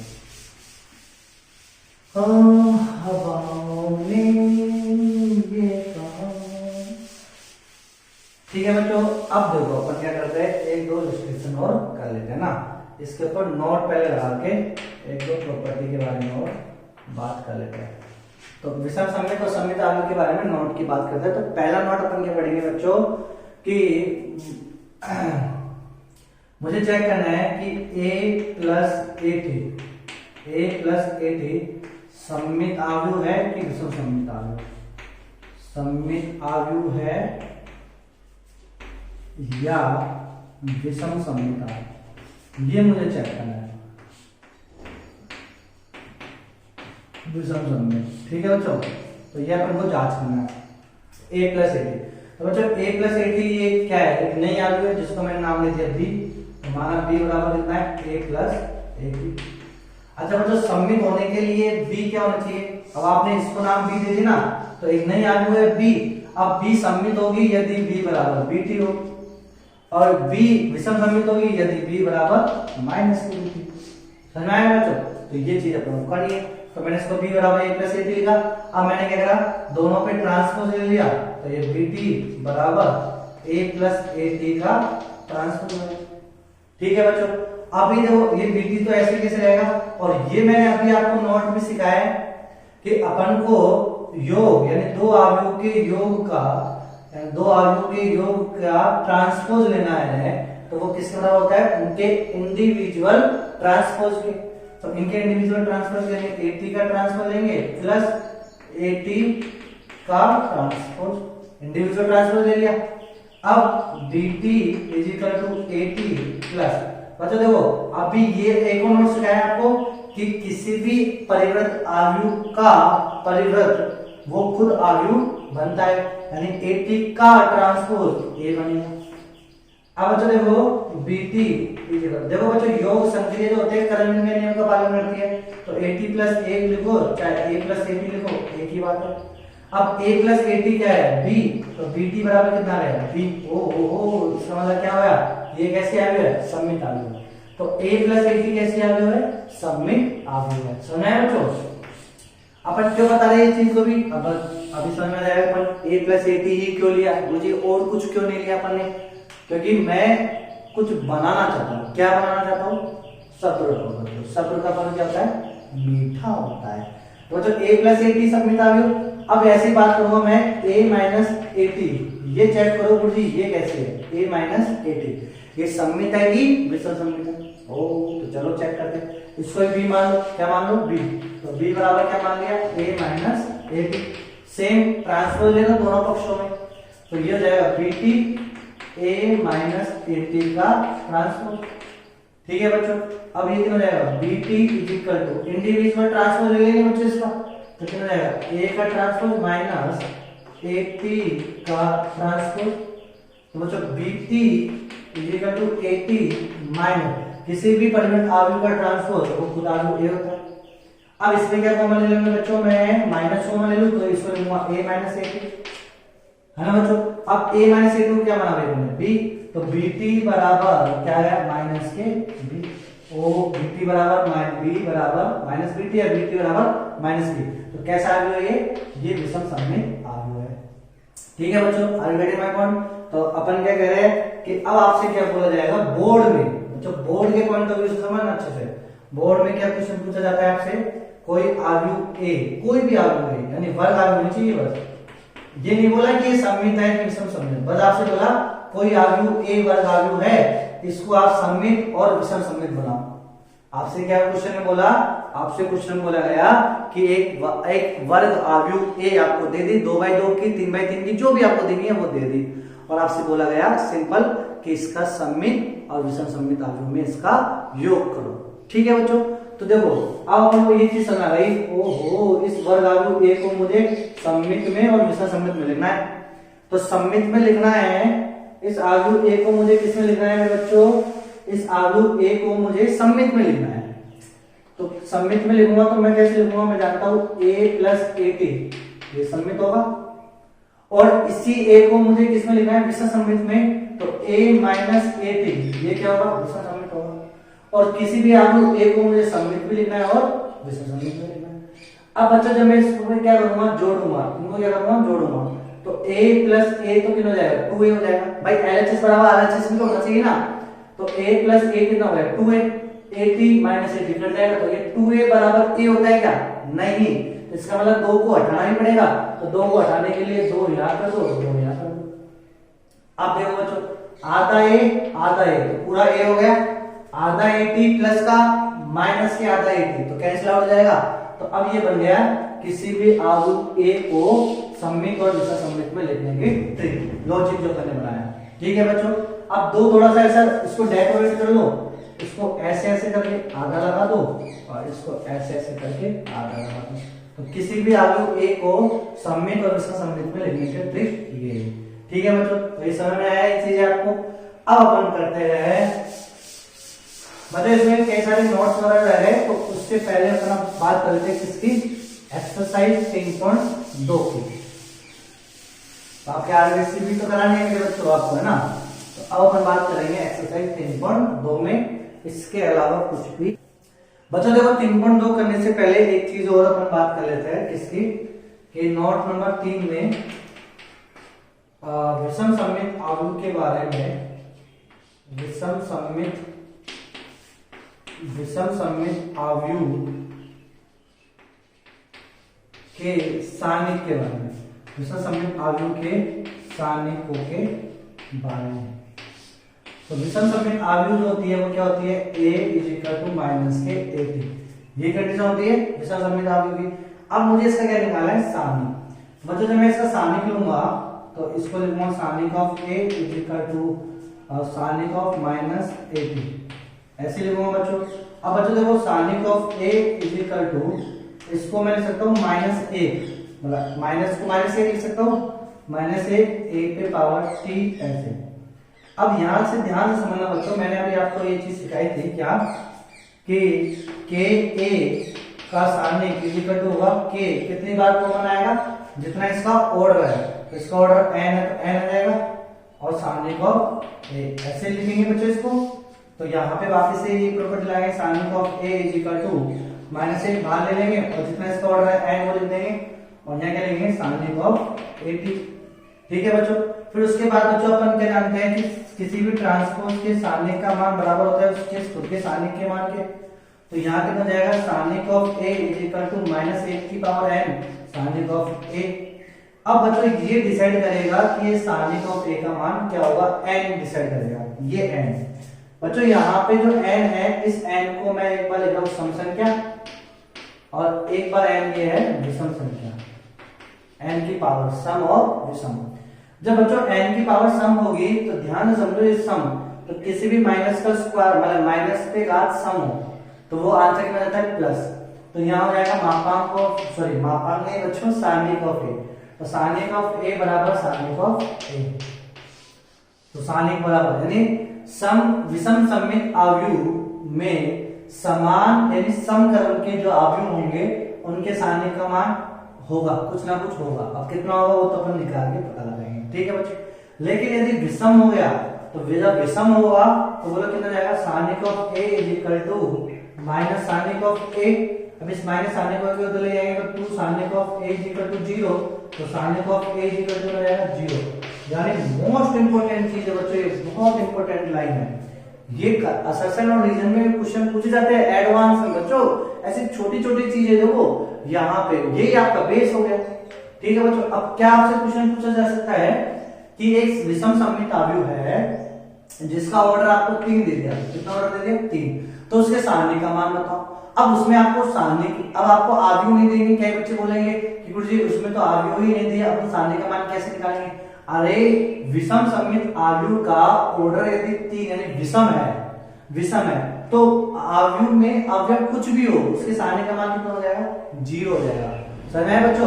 तो ये पॉइंट भी आपके पास क्या है? अच्छा, सम हो तो फिर निकालना पड़ेगा, विषम हो तो डायरेक्ट बोलेंगे। समझ में आया बच्चों? तो मैट्रिक्स जितनी आसान लगती है टीचरों को और स्टूडेंटों को उतनी आसान नहीं है मेरे प्यारे बच्चों। बहुत खूबसूरती से बनाया है मैट्रिक्स को भी ऑर्थन केली ने। तो पहले ही लेक्चर में मैंने बताया था ऑर्थन केली ने, ना बच्चों? तो इसलिए इसको अच्छे से करना है। अब अपन बात करेंगे 3.2 की।